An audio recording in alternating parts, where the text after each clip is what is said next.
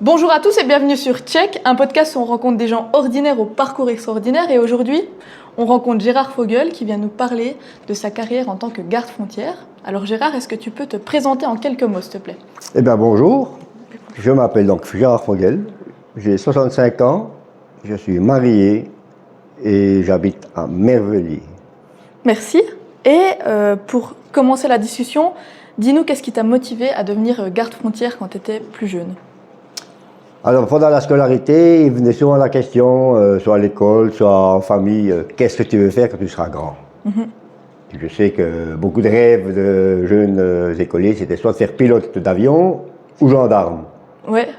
Et là, j'ai une petite anecdote, c'est que souvent mon papa me disait, alors toi, si tu fais gendarme, moi je fais voleur. D'accord. Ah, c'est chou. Et donc, par ce biais-là, cette envie d'être un peu dans la sécurité, t'as toujours plu? Alors bon, j'ai toujours été un petit peu, si on veut, noyé un peu dans le contexte militaire, parce qu'à ce temps-là, mon papa faisait encore de l'armée, Ouais. il faisait ses cours de répétition, il côtoyait pas simplement de gendarmes dans la police cantonale. Et puis c'est vrai que ce système de sécurité donnait quand même l'aspect d'être au service de la population et puis le gardien du pays. Ouais, très bien. Et du coup, qu'est-ce qui t'a amené à devenir garde-frontière?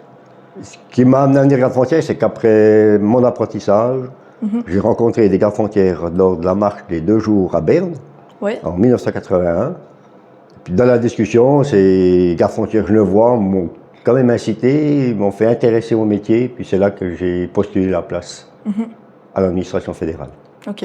Et donc, comme tu l'as dit, il fallait déjà un métier avant d'entrer en garde-frontière. Et toi, t'avais fait quoi comme métier? Alors moi j'ai fait le métier de cuisinier, Ouais.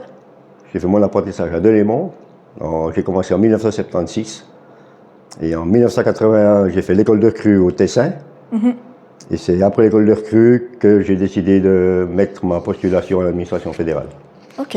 Parce qu'il y avait d'autres prérequis que déjà avoir un CFC, du coup, pour entrer en tant que garde-frontière? Oui, il fallait un CFC obligatoire ou des connaissances ou une des études, mais en tout cas le CFC de base était obligatoire. Et donc après, tu t'es formé à l'ISTAL, enfin la formation était à l'ISTAL. Et comment ça s'est passé? Sur combien de temps? Alors j'ai commencé le 4 janvier 1982 à l'école des douanes à Listal. Ouais. T'as vraiment les dates précises, c'est fou comme tu t'en souviens. Ah ben, je m'en souviens parce que juste après le nouvel an, ben, il fallait être en forme pour partir à la caserne des douanes. Ouais. Et puis là, on est resté 3 mois en formation, où j'ai rencontré dans la classe 5 ben, les autres romans qui commençaient également le métier de garde-frontière. Ouais. Et là, à l'ISTAL, vous étiez autant les romans que les Suisses-allemands que les Tessinois? Alors au centre de formation, il y a une école romande, une école suisse-allemande et une école tessinoise, Ok. dans les mêmes bâtiments, Ok. mais les classes donc séparées par rapport à la langue. Ok. Et là, ça a fait donc jusqu'en avril.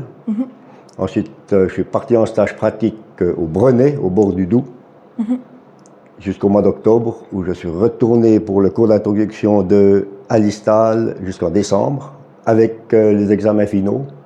Ouais, ok. Et puis après, pour là, les périodes de Noël, donc retour au poste d'attribution des Brenets, et en janvier, j'ai fait 3 semaines de cours de ski à la Lenk, où on apprenait aux gardes-frontières à skier, soit le ski alpin ou le ski de fond. Ok. Parce que le ski, enfin c'est ce que tu me disais au pré-interview, le ski était quand même important parce que finalement avec les Alpes, il y a beaucoup de douanes qui sont dans la montagne. Ah bah oui. Quoi. Tout le canton des Grisons, le canton du Valais, c'est principalement aussi des frontières qui sont dans les Alpes. Mais le Jura aussi. Si on prend le Jura vaudois, le Jura neuchâtelois, la vallée de la Brévine ou la vallée de Joux, où en hiver, il faisait des moins 15, moins 20, et puis il y avait énormément de neige. Donc toutes les patrouilles se faisaient soit à ski de fond. Toi, ou à t'as ski fait de des piste. patrouilles en ski? J'ai fait beaucoup de patrouilles à ski sur le territoire vaudois. Ok. Et puis par rapport aux langues, là on disait qu'il y avait une distinction de chaque classe, mais est-ce que toi t'avais besoin, est-ce qu'il y avait aussi des prérequis en termes de langue pour intégrer les gardes-frontières? Une deuxième langue nationale était conseillée. On n'avait pas un examen d'entrée au niveau linguistique, mais c'était conseillé de parler une deuxième langue. Ok. Alors moi j'avais les connaissances de base scolaires, plus quelques connaissances avec les jeunes qui venaient travailler dans la restauration, qui venaient de la région de Suisse allemande. Ouais, ok. Donc j'avais un peu de pratique pour le dialogue. Ouais, ok. Et du coup, est-ce que t'as dû beaucoup utiliser l'allemand durant ta carrière? Alors j'ai très peu utilisé, j'ai utilisé passablement lors des cours de formation à Berne, Ouais. ou en décentralisation en Suisse centrale, en échange avec les collègues suisses-allemands, parce qu'ils n'étaient pas tous bilingues. Ok, très bien. Et donc après, ben, comme tu as expliqué là ton parcours jusqu'à l'examen, et après l'examen, tu as été muté où? Où est-ce que tu as commencé ta carrière?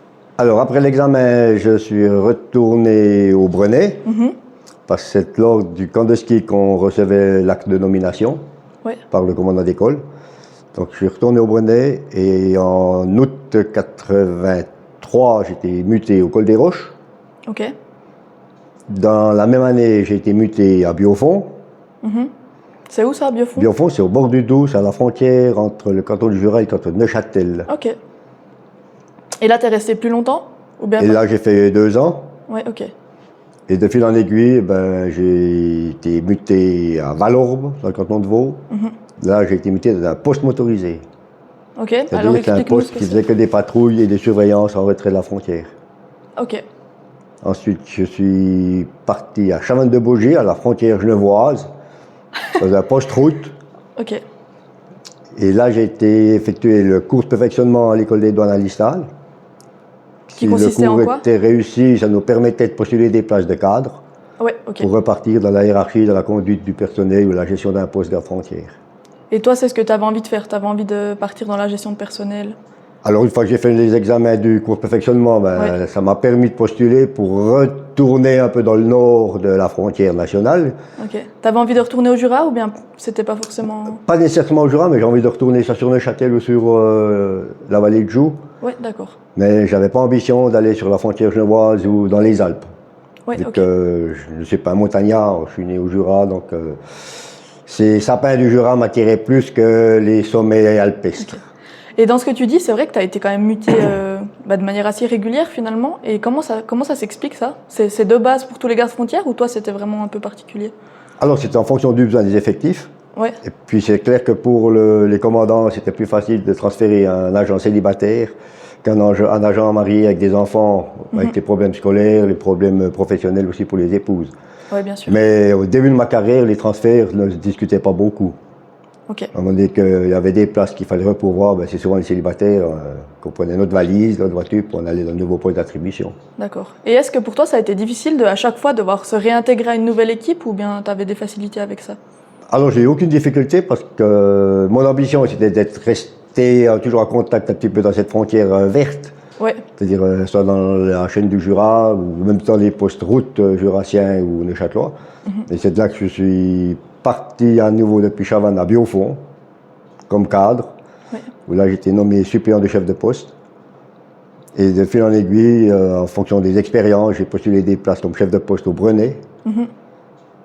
Ensuite, j'ai été nommé chef de poste au Col des Roches. Donc je suis resté sur la frontière neuchâteloise. Ouais. Ouais, et en plus c'était des douanes que tu connaissais déjà. Et que je connaissais déjà, et je connaissais aussi tous les collaborateurs, et puis aussi un petit peu les conditions de trafic et les voyageurs. Ouais, très bien. Et c'est du Col des Roches ensuite quand j'ai postulé des places de cadre au niveau des états-majors. Ok, Donc j'ai fait 15 ans l'état-major au LOC, puis une dizaine d'années d'état-major à Port-Entruy. ok, ouais, donc tu as vite été dans les cadres quoi. Ouais, c'est assez vite, je crois qu'après 10 ans, j'étais déjà sous-officier à Biofond. Ok. Et est-ce que pour toi, justement, on parlait un peu le fait de te réintégrer dans une nouvelle équipe. Est-ce que comment est ta vision de l'esprit d'équipe? Alors c'est très fort, parce qu'on travaillait au début, on travaillait seul. Ok. Donc, Tu faisais ensuite- ta tournée, tu la faisais tout seul? Alors on faisait des patrouilles seuls, on travaillait la nuit sur les postes routes seuls, on faisait des contrôles de personnes, des contrôles de véhicules, des recherches de marchandises. La journée on travaillait à 2 parce que le trafic était beaucoup plus important, voire Ouais. 3 agents. Et en patrouille motorisée était toujours au minimum 2. Ok. Et c'est vrai que l'esprit d'équipe, c'était une question de confiance et de respect l'un envers l'autre, déjà pour son intégrité corporelle, quoi qu'il arrive, qu'on puisse donner un coup de main, se défendre ou protéger. Et puis l'échange au niveau culturel avec les collaborateurs. Parce qu'il y avait des Jurassiens, des Neuchâtelois, des Vaudois, on avait des Haut-Valaisans, on avait des Suisses-Allemands Ouais. qui venaient faire des cours linguistiques. Et les échanges étaient toujours très bons, je veux dire. Ouais. Et tu notais des différences entre les cantons, justement, entre les personnalités, on va dire, qui venaient d'un canton ou d'un autre? Ah ouais, alors, entre le Jurassien, un Neuchâtelois, un Genevois et un Vaudois, on voit la différence. C'est rigolo. Et puis en s'intégrant, parce qu'il faut prendre leur principe de vie, ils ont des prérogatives qui sont différentes. Le Jurassien, il est assez bon vivant. Le Vaudois de la vallée de Joux, il est assez combié, comme on disait en ce temps-là. On est un peu chez eux. Ouais. Donc en s'intégrant avec eux, on arrivait à faire des liens et puis à pouvoir faire le travail sans avoir de problème. Très bien. Et juste pour une question un peu plus globale, mais en fait, c'est quoi exactement le rôle d'un garde-frontière? Le garde-frontière, c'est l'organe uniformé armé de l'administration fédérale des douanes, qui, elle, est devenue l'Office fédéral de la douane et de la sécurité des frontières voici 2 ans. Et la mission principale, c'était de surveiller la frontière, faire des contrôles de personnes pour interpeller, intercepter des personnes recherchées ou signalées, lutter contre la contrebande de marchandises, vérifier des véhicules pour la découverte de marchandises ou d'indices ou d'objets suspects, et collaborer à plus de 100 lois et ordonnances fédérales sur la protection des industries, le commerce et puis la sécurité de la population. Ok, très bien. Ouais, donc c'est un rôle quand même bien complet. Il y a beaucoup d'aspects différents qui entrent en jeu. Et justement, tu parlais du port d'armes. Donc pour toi, le port d'armes était obligatoire? Alors, le programme est obligatoire, vu qu'on était uniformé armé, c'est sûr. Ouais. Et puis, est-ce que pour toi, ça a été un problème d'être armé comme ça ou... Alors, j'ai aucun problème avec les armes, parce que mon papa étant un grand tireur sportif, il a fait plus de 70 ans de tir sportif. À la maison, on avait l'habitude de le voir avec les armes, de le voir partir à ses concours, de revenir avec son arme, de partir à l'armée avec son barda et son arme. Mais toutes les armes à la maison étaient à vue ou disponibles, mais jamais on y touchait parce qu'on savait à quoi s'en tenir. Ah ok. Mais est-ce que toi, personnellement, t'en as fait aussi du tir? Moi, j'ai fait du tir au début que j'ai fait l'armée. Ouais, ah ok. Après, j'ai continué au niveau du fusil d'assaut, puis à la douane, j'ai touché le pistolet P220, où là, j'ai fait du tir de combat, mais aussi du tir de précision. Ok. Et puis, bon, bah, comme tu disais, tu travaillais, enfin, tu as beaucoup bougé, mais j'imagine que tu avais aussi des horaires irréguliers. Et comment ça se passait, tes horaires Alors, on a de fait nuit, de jour enfin... C'était les horaires de jour et de nuit, samedi, dimanche. Donc, c'était des tournus, parce qu'au début, je faisais 2 services par jour. Ah oui, ok. Donc, on faisait des services de 4h à 5h, entrecoupés d'une pause, et pour recommencer un service de 4h à 5h.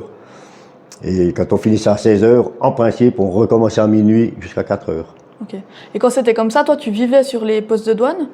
Parce que, ouais, comme c'était entrecoupé assez court, c'est compliqué de rentrer à la maison. Enfin. Alors, pour les célibataires, on avait une chambre avec un appartement commun célibataire au niveau de la cuisine, du salon. Donc, on vivait dans des ménages célibataires. Ouais.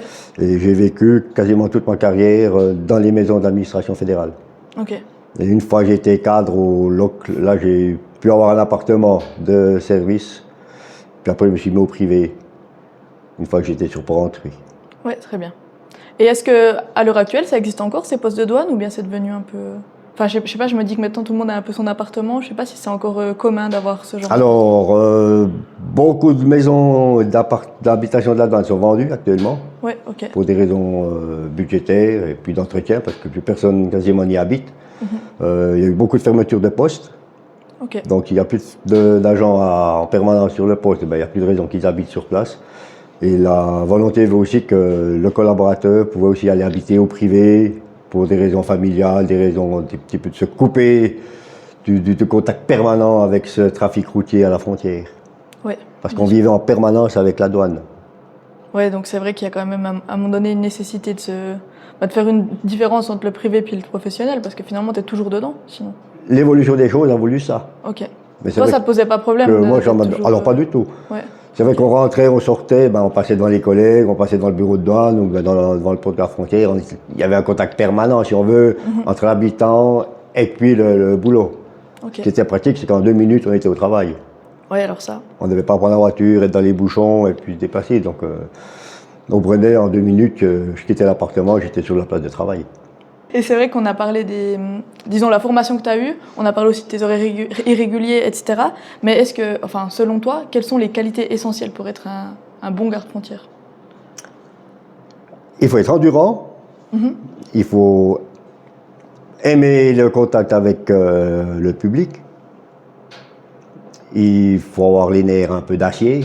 Dans certaines situations, il faut surtout pas péter les câbles, comme on dit, donc il faut maîtriser certaines émotions, maîtriser aussi son impatience, un peu sa nervosité, tout dépend des contrôles qu'on fait.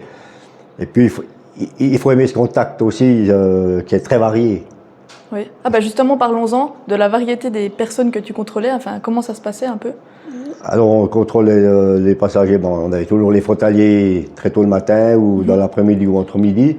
Puis ensuite, il y avait tous les voyageurs qui venaient de tous les pays européens. Moi, j'ai travaillé principalement sur la frontière française. Il y a eu les périodes de vacances. Et ben, on avait tout ce qui était des pays ibériques qui venaient, les pays nordiques. Mais en dehors des grandes périodes de vacances, c'était beaucoup des citoyens et citoyennes français qui arrivaient en frontière. Et est-ce qu'au bout d'un moment, j'imagine que tous les jours, tu vois un peu les mêmes frontaliers qui viennent travailler en Suisse et qui repartent le soir en France. Est-ce que tu as tissé un peu des liens ou est-ce qu'il y a des gens avec qui tu as un peu sympathisé en fait au fil des contrôles? Dans les postes où j'ai été très peu de temps attribué, il n'y a pas eu beaucoup l'occasion d'avoir des liens, Oui. de créer certains liens avec certains frontaliers. Par contre, dans les postes où je suis resté plus longtemps, j'ai eu des liens très très proches, avec respect, confiance, où on ne profitait pas du contexte que j'étais garde frontière, et dire Ouais, pour on va ouais. essayer un petit peu de voir quand ils travaillent ou ils ne travaillent pas, parce que jamais je ne communiquais mes horaires. Alors souvent la question de quand c'est que tu travailles, je dis bah, écoute, quand tu passes, tu verras si je suis là, si je suis pas là, si je suis pas là, tu me demandes. Ouais. Mais là, je ne communiquais pas mes horaires. Mais j'ai eu quelques personnes avec qui j'ai eu des très très bons contacts, inclus la présidente du syndicat des frontaliers du plateau de Morteau. Ok, c'est rigolo. Et est-ce que justement, il y a un peu des anecdotes que tu as par rapport à ces personnes que tu rencontrais souvent, ou peut-être justement un contrôle de quelqu'un qui rentrait de vacances et qui t'a marqué? Ah, il y a beaucoup d'anecdotes un petit peu humoristiques, mais c'est vrai que la plus impressionnante, c'était pendant les grandes vacances d'été. Souvent, les voyageurs des pays ibériques ou les ouvriers repartaient dans leur pays, Portugal, Espagne. Et au retour, chaque année était la même chose. On savait qu'au retour, ils allaient venir avec des quantités de marchandises de leur production, de la production de leur ferme, ou des oncles, ou des parents. Et puis, ben, ils étaient toujours en dessus des tolérances qu'ils devaient accepter. Ouais. Donc, en posant les questions clairement, ils nous disaient ce qu'ils avaient droit, mais ils nous cachaient quand même la vérité. Okay. Et là, on ciblait quand même certains véhicules ou certaines personnes par rapport aux déclarations. Et là, j'ai eu une famille qui est rentrée avec le véhicule. Ils me déclarent tout ce qui est dans les normes. Et je dis, bon, on va faire un contrôle de vos bagages du véhicule. Et puis, on va voir si vous avez respecté les conditions d'importation de marchandises. Et c'est en vérifiant le véhicule, je lui demande d'ouvrir le capot moteur. Là, il me regarde avec un petit sourire et il me dit, oh, c'est là qu'est la surprise. Et effectivement, en ouvrant le capot moteur, il avait distribué des paquets de produits carnés dans les ventilations, entre les baskets du moteur. Elle arrive encore à rouler son auto? Mais il a fait ça juste avant d'arriver à la frontière. Il s'est dit, ça me prend 2-3 minutes, je repasse, puis de côté, je reprends. Ah ouais, ok. Mais il a été très honnête, il a bien joué le jeu, quoi. Il a rigolé, il dit, ouais, ouais, je me suis fait avoir. Effectivement, c'est une belle surprise. Et ben, maintenant, on va passer au bureau pour régler votre importation. Ouais, voilà. Mais est-ce que, là c'est vrai que c'est une anecdote plutôt rigolote, mais est-ce qu'il y a eu des fois où tu t'es senti en danger? Quelquefois, on a été mis en danger par des fuites ou des barrages forcés, Okay. En particulier sur le territoire vaudois, suite aux évasions aux établissements de la plaine de l'Aube. Chaque fois qu'il y a des évasions de détenus, on bloquait la frontière pour essayer d'interpeller les individus qui voulaient quitter le territoire. Okay. Et là, à 2 reprises, on a dû engager les moyens lourds pour essayer d'interpeller les véhicules ou les personnes. Et à 2 reprises, ils nous ont forcé le barrage. Ah ouais, okay. Donc là, il nous faut éviter d'être percuté par le véhicule, essayer de prendre des mesures pour interpeller après coup avec le matériel qu'on avait à disposition. Ouais, bon, c'est vrai que ça... Là, il faut, comme tu disais avant, il faut bien tenir les nerfs, quoi. Je pense que c'est des moments où tu as quand même un stress assez important, quoi. Alors, il y a une certaine pression parce qu'on ne sait pas à quoi on va s'attendre. Oui. Les véhicules arrivent, est-ce que c'est le bon véhicule, c'est pas le bon véhicule. Le temps d'identification du véhicule et des passagers est très très court. Oui. En fonction aussi de la vitesse que le véhicule arrive. Oui. Et puis une fois que le barrage est forcé, les moyens de contrainte sont difficiles d'être exploités. Parce que l'usage de l'arme ne peut pas se faire simplement sur une décision de dernière minute. Il faut prendre la décision, mais est-ce que c'est le bon moment ou est-ce que c'est le bon moyen? Oui. Est-ce que toi, tu t'es fait tirer dessus une fois? Non, je ne me suis pas fait tirer dessus, mais j'ai été mis en opposition avec des véhicules qui ont forcé le passage. Ok. Et est-ce que tu as eu des blessures dues à certaines certains blocages de passage, enfin, etc. Alors moi, j'ai jamais été blessé. Ouais, ok. Ouais. On a vécu des situations un peu difficiles avec les autres collaborateurs, mais personnellement, j'ai toujours eu la chance de passer à côté. Ce que je trouve chouette, c'est que maintenant, tu as quand même aussi une connaissance de plein d'endroits en Suisse. Enfin, toi, toute la frontière française. Toute la frontière, depuis Lucelle jusqu'à Chavannes-de-Bourget, j'ai fait à pied. C'est fou, ça. J'ai fait toutes les bornes, les endroits, les passages. Ouais. C'est intéressant au niveau historique, au niveau de la nature, au niveau des points de passage, au niveau des principes, au niveau d'échanges commerciaux, d'échanges agricoles. Bien sûr. Ouais, parce qu'avant tout, avant tout ce qu'il y a en termes de contrôle de douane et tout, tu es avant tout aussi un passionné de la nature, quoi. Ça, c'est aussi important de le noter. Puis avec toutes ces plus de 100 lois et ordonnances fédérales à laquelle on doit collaborer, le package, par exemple, le contrôle du bétail qui va paître en France, qui revient en automne en Suisse, c'est nous qu'on allait contrôler les boucles des bêtes, on montait sur le dos de ces vaches, ces gis, c'était extraordinaire. Mais, fils de paysan, pas de souci d'aller sur ces dos, les bouts, toi. Ouais. On rentrait dans ces camions, on sautait d'un dos à l'autre, on notait les autres, c'était rigolo. Ouais, c'est fou. Et c'était courant, en fait, finalement, qu'il y ait des bêtes, justement, en estivage chaque année, il faut les cantons de veau de Châtel, il y a chaque année l'estivage d'un côté ou de l'autre. Ok, tu vois, je savais pas du tout que c'était autant... que les bêtes allaient... Avant l'Aube, ça arrivait par camion remorque. Ah ouais, carrément. Ah ouais, c'était vraiment courant. Et puis nous prenez-nous comme poste autorisé pour faire se mettre en tenue de combinaison, puis sauter sur le dos de ces genisses pour passer entre ces bestioles, pour relever les numéros de boucle que le douanier pouvait contrôler. Ouais. Ça, c'était la bonne boucle, puis le bon animal. Mais surtout, il y avait peut-être des faits de surprise. Parce que des fois, il y avait 2 veaux de plus. Parfois, elles étaient en gestation, et puis elles ont mis ce bas en France. Avant, ouais. Ah ouais, puis ça faisait... Comment tu faisais, du coup? Il devait payer une taxe pour... il devait le déclarer, qu'ils viennent, puis savoir s'il n'était pas de production française au niveau du taureau, c'était déjà avant qu'elle est sortie, mais c'était compliqué. Ouais, des fois ça. Après, on les notait, on les bouclait, puis c'était nouveau intégré dans le cheptel suisse. Parce que vous notiez, par exemple, avant qu'ils passent la frontière, il y a tant de genisses qui sont en gestation. Il y en avait des centaines. Il fallait les contrôler toutes, les compter, contrôler les boucles. C'était bien. Ouais. Il fallait aimer aussi. Ouais, bien sûr. En même temps, c'est là que tu vois la diversité du travail, parce que c'est vrai qu'autant, comme tu expliques, tu peux tout d'un coup contrôler de la viande, et tout d'un coup, ça va être justement des animaux, puis après, j'imagine encore tout plein d'autres choses. Quoi. Donc, c'est sûr. Ouais. Est-ce que justement, des fois, tu as eu des surprises où tu ouvres le coffre, tu te dis, j'aurais jamais pensé qu'on puisse ramener ce genre d'objet? Dans le coffre, pas, plus c'était avec les chevaux. Ah ouais, ok.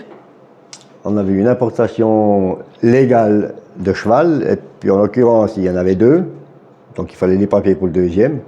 Donc on a fait des papiers de réexportation obligatoire pour qu'ils puissent faire les papiers de dédouanement par un transitaire en France. Mais on avait bien le doute qu'il allait essayer de repasser ailleurs pour essayer de frauder le cheptel chevalin. Ah ouais. Alors on a pu l'intercepter à un autre poste frontière. Puis là, il a dit, j'ai été refoulé, j'ai été déposé le deuxième cheval en France, je vais ramener mon cheval en Suisse.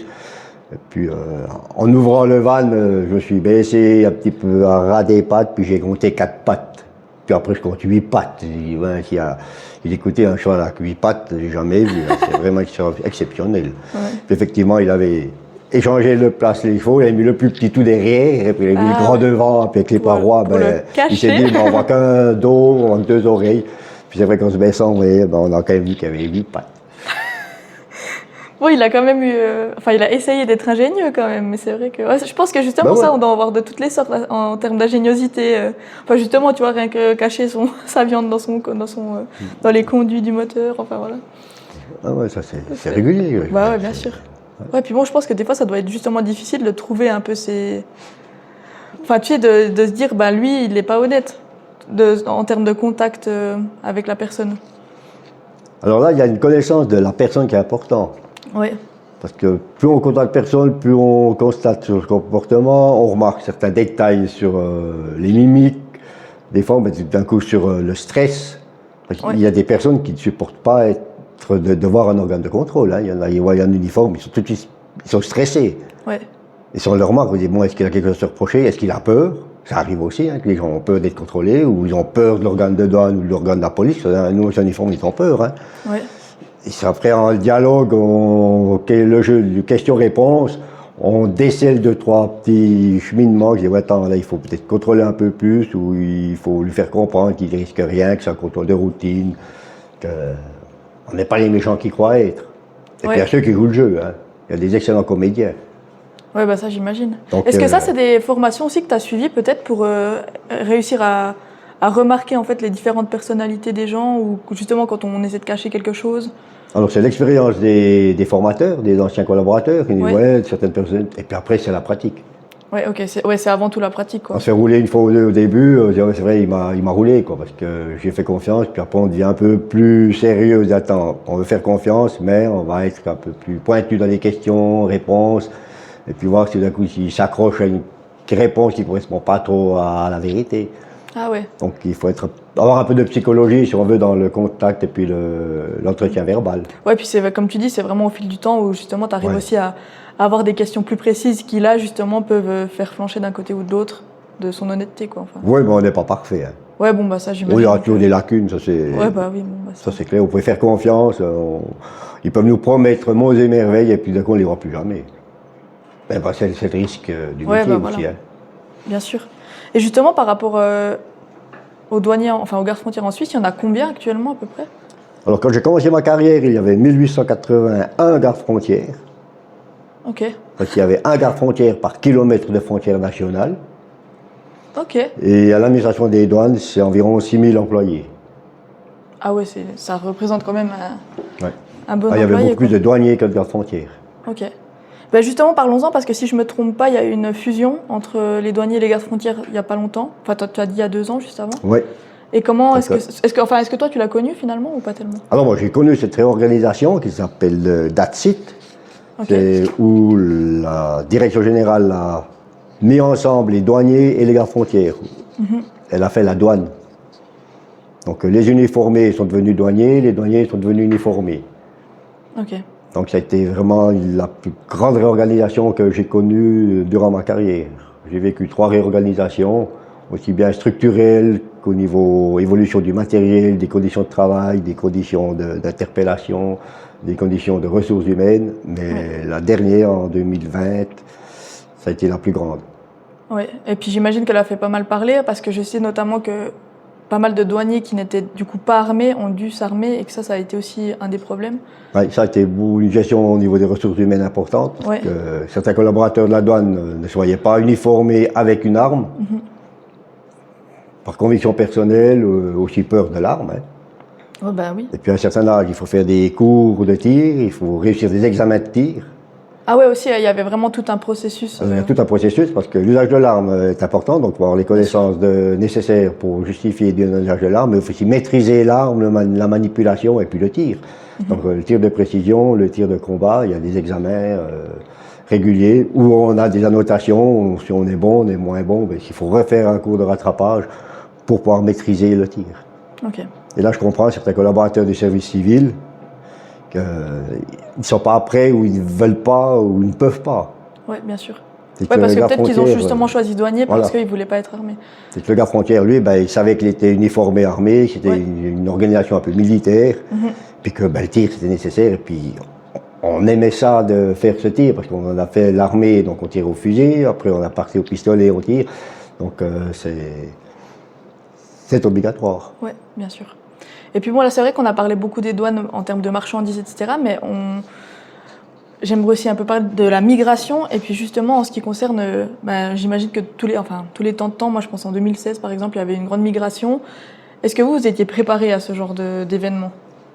Alors la préparation, elle se fait en théorie avant les événements, mais c'est les évolutions politiques et démographiques qui font qu'on a des périodes où on a des arrivées de migrants. Ouais. J'ai vécu la période des immigrés tamouls, où ils entraient à la frontière verte de nuit, de jour, en plein hiver, où on allait faire des points d'observation pour intercepter ces personnes.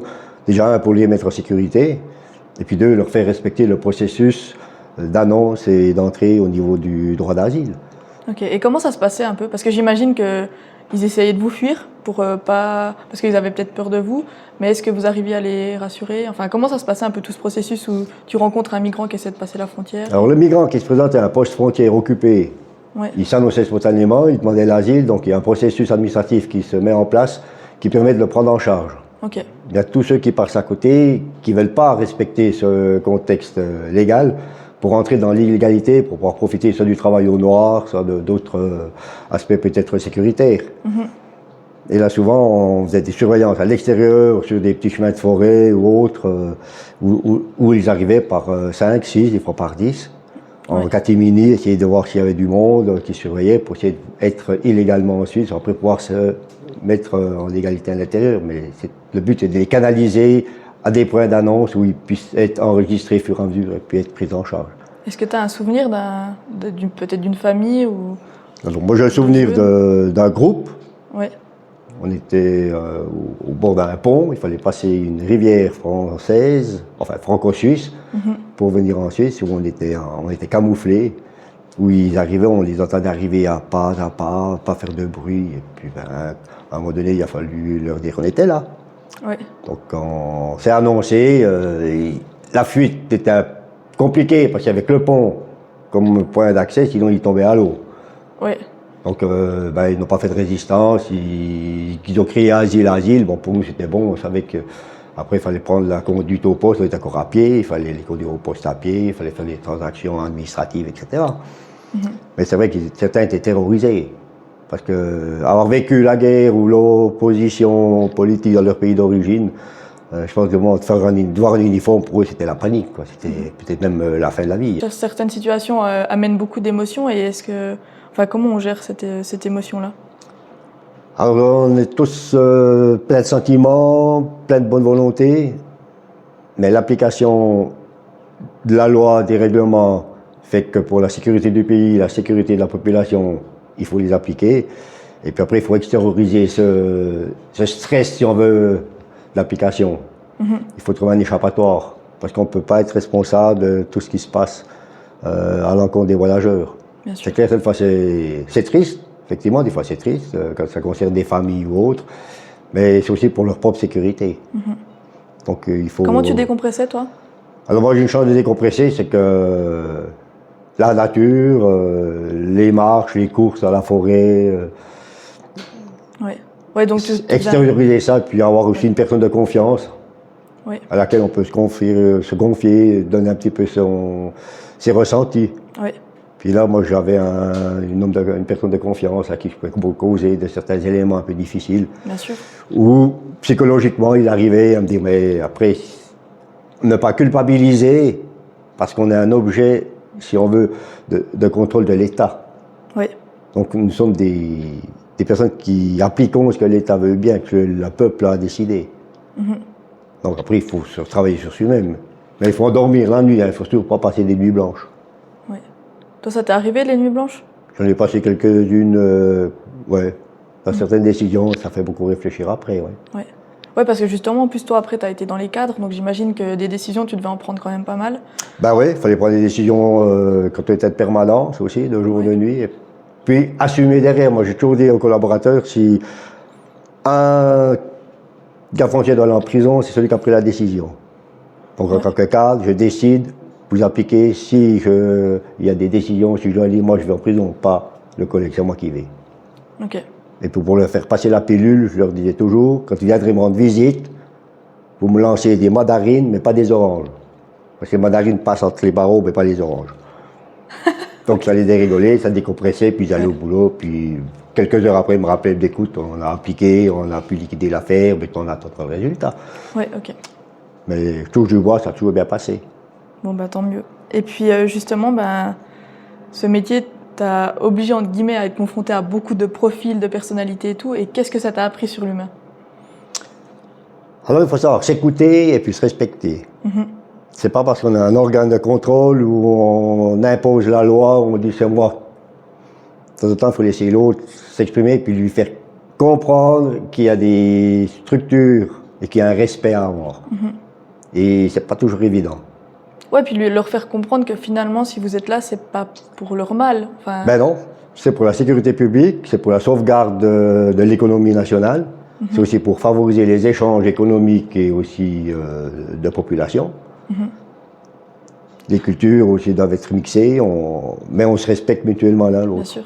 Justement, le fait d'avoir... Là, tu as parlé aussi de plutôt comment toi, tu te percevais par rapport à la gestion des émotions, mais est-ce que par rapport à l'humain que tu rencontres, est-ce que toi maintenant dans ta vie privée, est-ce que tu es dégoûté de l'humain en fait, ou bien ça va? Ah, pas du tout alors. Ok. L'homme est extraordinaire. C'est le seul individu qui pense, qui peut réfléchir, qui peut décider en se responsabilisant. Ou alors en négligeant totalement la décision, parce qu'il est libre de ce qu'il veut faire. Mais c'est très intéressant, l'homme est très intéressant. Mais justement, puis je pense que par rapport à toute l'expérience que tu as eue et toutes les affaires que tu as suivies, est-ce que maintenant tu remarques que dans ta vie peut-être plus privée, tu analyses un peu les gens, leur comportement, leur façon de te parler ou comme ça? Ou tu essaies de pas trop... Ben non, c'est resté. Ouais, c'est resté. C'est comportement. Même mon épouse me dit, mais arrête-toi des fois. Je ne veux pas dire que c'est instinctif, quoi. Ouais. Je me trouve dans la population, je vais à des foires, je vais à des rencontres où je suis dans la population. Je croise un regard ou autre, je regarde la personne, elle me regarde, tac, je me dis, ah, ouais. Et puis elle me dit, ben arrête-toi. Je dis, ben regarde, on le voit, on le sent. Ouais. Il est peut-être pas bien à l'aise, il cligne des yeux. Ouais, il y a plein de petits signes.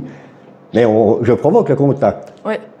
On dit bonjour, on discute, ah, mais tu t'es douanier, toi, hein. Puis tu te sens, parce que, ah oui, mais les antécédents font que, oui, ben écoute, moi maintenant, je suis en retraite, de toute façon, le secret professionnel, je le maintiens, Ouais. mais je sais, on savait, et puis... Est-ce qu'il y a des affaires qui sont, disons, encore en cours que toi, tu as connues sur le terrain? Parce que maintenant, ça fait combien de temps que tu es en retraite? Ça fait 3 ans que je suis en retraite. Ouais. Ouais. Alors, il y a encore des affaires en cours, mais je n'ai pas repris contact pour avoir une audition. Okay. Ouais, c'est ça que je voulais savoir. Je veux dire, maintenant, tu n'as plus du tout de contact, même s'il y avait des affaires en cours, tu as laissé de côté. Ça m'est arrivé quelques fois au début de mes grandes vacances. Des collaborateurs des cantons ou de la France m'appelaient encore pour... je dis, ouais, mais je vous redirige vers la nouvelle structure parce que je ne suis plus en fonction. Je n'ai plus accès à toutes ces données, à toutes ces informations. Merci pour toutes ces réponses. Et justement, j'avais encore une dernière petite question. Si c'était à refaire, tu referais Gardes-Frontières? Je le referais. À 100%? À 100% avec un supplément. Lequel? Je partirais au début de ma carrière en Suisse allemande, 6 mois, 1 année, pour l'allemand, pour apprendre l'allemand. Ouais. Puis avoir un parfait bilinguisme. Très bien. Merci beaucoup d'être venu partager ta carrière, ton parcours. C'était un vrai plaisir de t'avoir avec nous. Plaisir partagé. Comme tu le sais, pour terminer l'épisode, on fait un check. Alors je te propose qu'on le fasse. Merci beaucoup. Merci à vous. Et merci à vous d'avoir regardé. J'espère que l'épisode vous a plu. N'hésitez pas à commenter, partager et liker. Et on se dit à bientôt pour un nouvel épisode.